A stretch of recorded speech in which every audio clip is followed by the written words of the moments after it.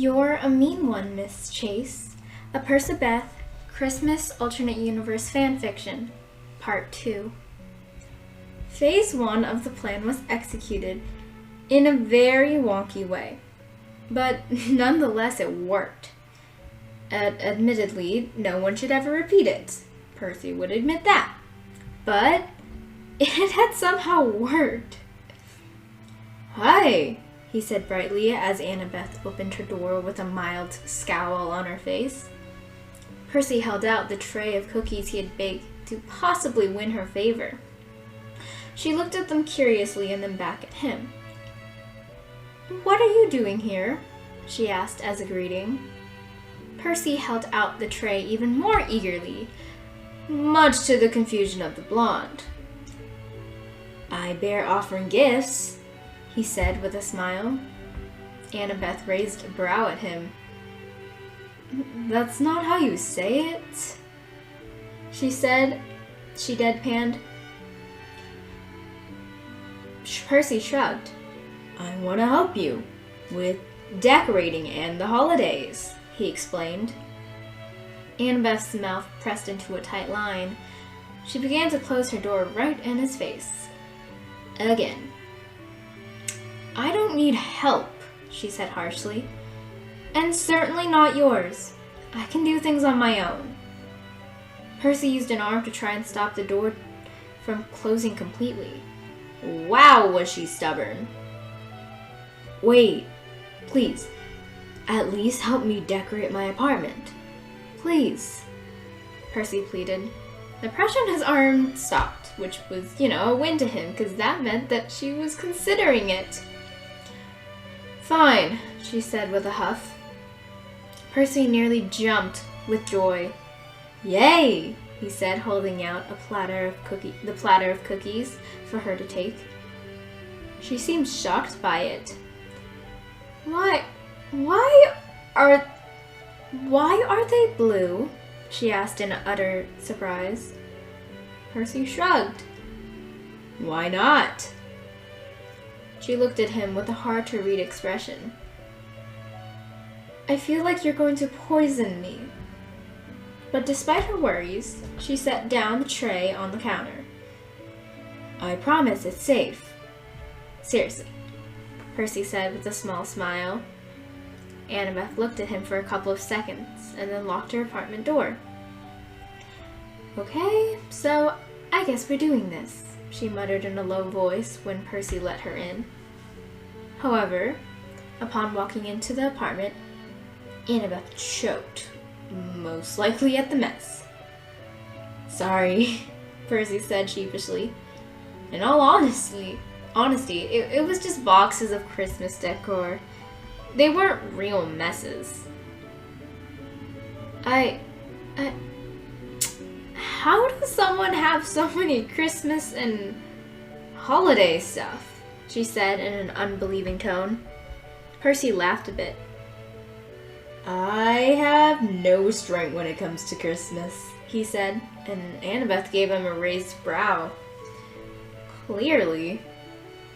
Percy picked up one of the boxes that was filled with garland and handed it to her. "By the way, I'm Percy," he said with a bright smile. Annabeth eyed him. "Annabeth Chase," she said slightly hesitantly. "Chase. So that was her surname." "I like it," Percy said in a bright voice and went to grab a box of more decorations. When he turned back, he noticed that Annabeth was very confused. There was tape in her hands, but she had no idea where to put the garland. "You can just put it on any of the walls. It's wall tape," Percy offered, and Annabeth sent him a glare. "I've got it," she said. It appeared to him that she did not, but he didn't mention it. Rather, Percy whistled the tune to a Christmas song and hung up the lights on the command hooks he had up all year round. Every once in a while he'd flicker his eyes over to Annabeth, who was as confused as ever and as before, and still refusing help. "Are you sure?" he called back to her. She was trying to tie some of the lights together as they didn't come with connectors. Yes, I'm fine, she snapped back. Okay. Admittedly, this was a very bad idea. Percy knew very little about her and vice versa, though he was learning a lot by her trying to put up the lights. It was getting awkward, and especially without music. His speaker had broken and don't ask why. It totally had nothing to do with a fall into water, and he was really wishing that there was some jolly music to ease the awkwardness. There was mostly just the sounds of rustling plastics and sounds of Christmas lights dropping to the floor, or Annabeth's quiet curses as she continued to refuse help. Percy looked behind him to see Annabeth struggling. A lot. But she wasn't asking for help. Any assistance? Percy asked again. I already said, I'm fine. Okay, it was kind of adorable to see her struggle, but yet insist that she knew exactly what she was doing. Ah! A small but sharp shriek ran throughout, and Percy turned around in a frenzy. Okay, so maybe, just maybe, the scene in front of him was indirectly his fault, considering the fact that his apartment was a complete mess. He should have accounted for tripping. Mostly because Annabeth was headfirst in a pile of tinsel lights and garland, while her feet were behind what he guessed was an unforeseen box. Percy smacked himself in the head. Great going, Jackson. He chastised himself. Oh my god, I'm so sorry, he said, rushing over to help Annabeth up. Are you hurt? He asked, kneeling down as he noticed her hair caught onto the decorations. Annabeth groaned. Okay, well, my pride certainly is, she said, batting his hands away. It took a full minute of her trying to untangle her hair before finally giving up and motioning for him to help. I hate asking for help, she huffed. Percy snorted. I haven't noticed, he said with a playful sarcasm. Not with all of your snaps that you could figure it out on your own. Annabeth reached out a blind hand, but still managed to whack him in the shoulder with a surprising amount of leisure and strength. Hush, she groaned. I'm sorry, I should have shoved all the boxes to the side, Percy said as he got Annabeth's hair untangled. He had to admit, her hair was so soft. Oh my god. That phrase had been running through his head the entire time. Annabeth laughed. It was bright and sweet, but not overly high-pitched. You don't really seem like the type to plan ahead, she said, lifting her head up once she was freed. Percy sent her a shy smile. You're pretty right. I usually am. Annabeth smiled at him, though it was small and tightened. It was a friendly smile, nonetheless. Percy helped her up and moved the boxes to the wall. Here, I have hooks on the wall so you don't need to tie all the lights together. Percy pointed to the barely visible hooks.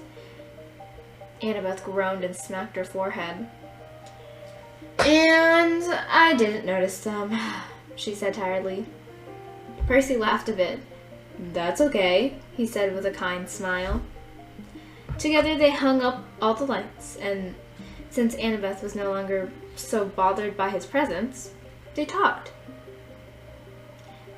Tell me about yourself, Percy said suddenly as he adjusted one of the hanging tails of the lights. Annabeth froze and looked at him curiously. What? She asked. Percy shrugged. I don't know much about you, only that your name is Annabeth Chase. You don't like the holidays, and you're always right. She let out another laugh. Huh. I guess that's right, but I don't know anything about you, she pointed out. Percy took that into account and nodded. Fact for fact? Sure. And in about 20 minutes, Percy learned a lot about her.